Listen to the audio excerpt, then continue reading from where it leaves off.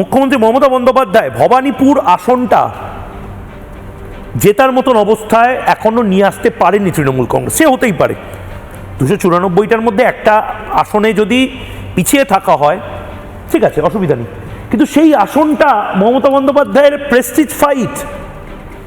শুভেন্দু অধিকারী নন্দীগ্রামে হারানোর পরে মমতা বন্দ্যোপাধ্যায় যে আসন থেকে লড়েছিলেন সেখানেও টানা মমতা বন্দ্যোপাধ্যায়কে বলা হচ্ছে আপনি জিতবেন না, আর মমতা বন্দ্যোপাধ্যায় সেখান থেকেও যদি চলে যান তাহলে আমি জানি ইতিহাসের পাতায় লেখা থাকে না কে কতবার কোন জায়গা থেকে আসন বদলেছে, কিন্তু মমতা বন্দ্যোপাধ্যায় জেতার জন্য এতটা ডেসপারেট হয়ে যাচ্ছেন এবার, তাহলে সত্যিই এবারের লড়াইটা খুব চাপে।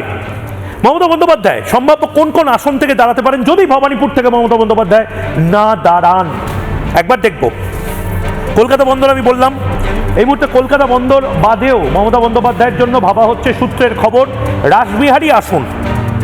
কলকাতা বন্দর, রাসবিহারী, পরের নামটা চমকে দেওয়ার মতন কান্দি। সূত্রের খবর কান্দিতে মমতা বন্দ্যোপাধ্যায়কে নিয়ে যাওয়া হতে পারে, কেন আমি জানি না। হুমায়ুন কবির তিনিও বলেছেন কান্দিতে বড় হেভিওয়েট কাউকে ক্যান্ডিডেট করবেন। আমতায় মুখ্যমন্ত্রী মমতা বন্দ্যোপাধ্যায় আমতাতেও তার জন্য বিকল্প ব্যবস্থা দেখা হতে পারে।